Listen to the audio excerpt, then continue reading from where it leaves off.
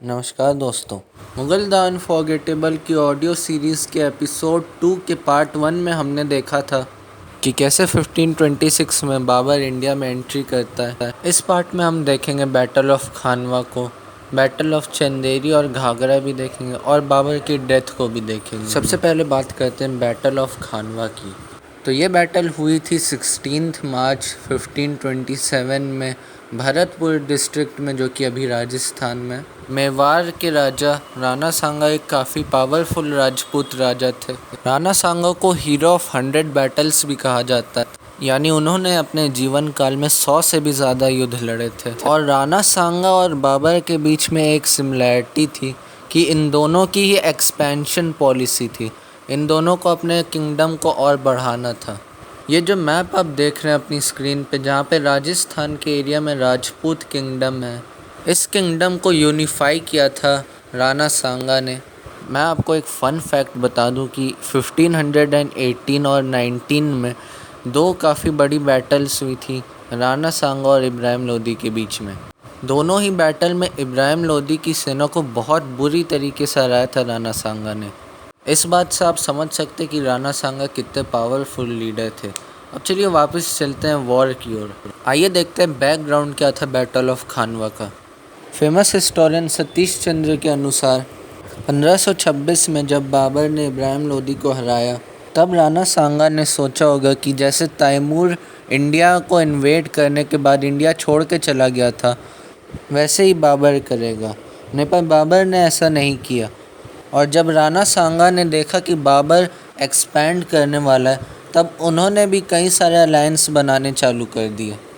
और जैसा कि बाबर की आर्मी का स्टाइल था कि वो छोटी छोटी जगह में रेड मारते थे, ऐसे ही एक बार जब वो रेड मार रहे थे तो सामने से राणा सांगा की भी आर्मी आ जाती है। फिर दोनों के बीच में एक छोटी सी झड़प होती है जिसमें अपर हैंड राणा सांगा को मिलता है। और ऐसा भी कहा जाता है कि उस समय बाबर की आर्मी को बहुत बुरी तरीके से दौड़ा दौड़ा के मारा था राणा सांगा की आर्मी ने। तो ऐसे ही कई छोटे छोटे इंसिडेंट होते रहे और फिर एक तरीके से एक बैकग्राउंड प्रिपेयर हो गया था और फिर ये बैटल होना ही था। अब बात करते हैं दोनों की आर्मी की। बाबर की आर्मी वही छोटी थी जैसे कि पहले थी, हालांकि अब वो थोड़ी बड़ी हो गई थी।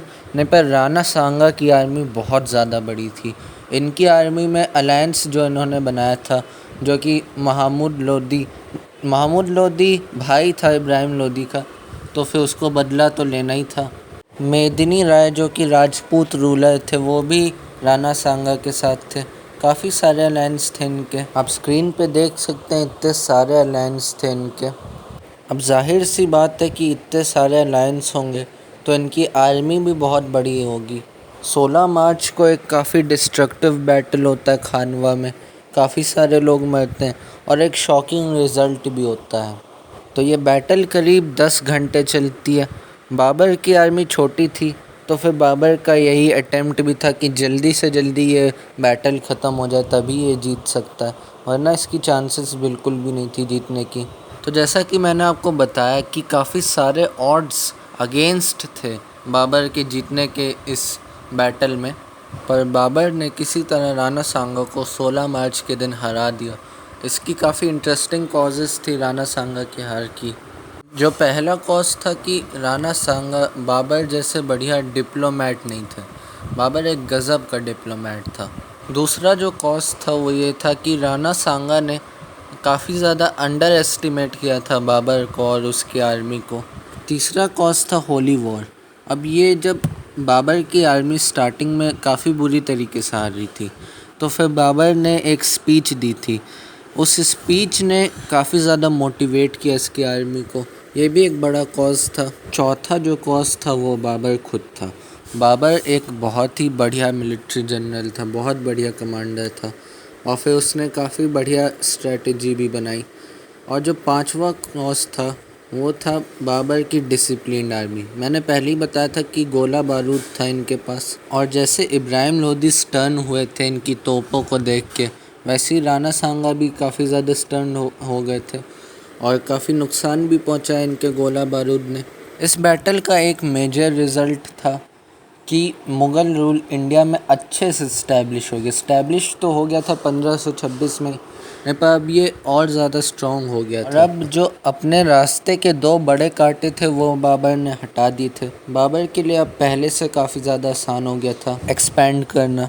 अब खानवा के बाद बारी थी बैटल ऑफ चंदेरी की 1528 में, यानी 1 साल बाद बैटल ऑफ खानवा के एक और वॉर होता है। ये दूसरी बार था जब बाबर का सामना एक राजपूत रूलर से हुआ, और अब की बार बारी थी मेदिनी राय की।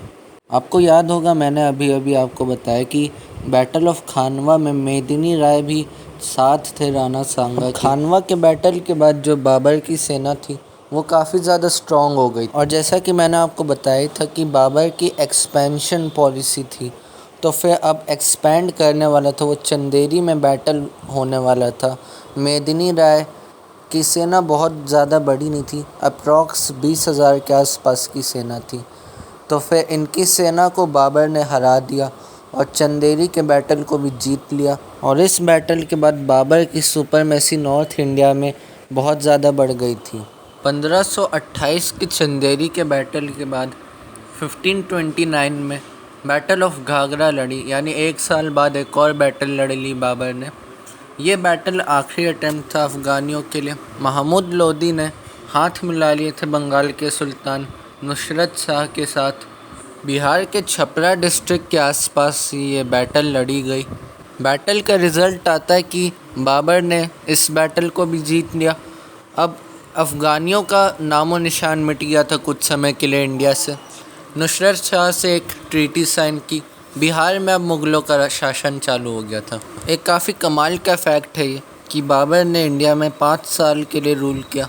5 साल में कुछ ना कुछ बड़ी घटनाएं हुई हैं। 4 साल लगातार युद्ध लड़े उसने, और 5वें साल में बाबर ही मर गया। बाबर की डेथ के बारे में एक काफ़ी इंटरेस्टिंग स्टोरी है।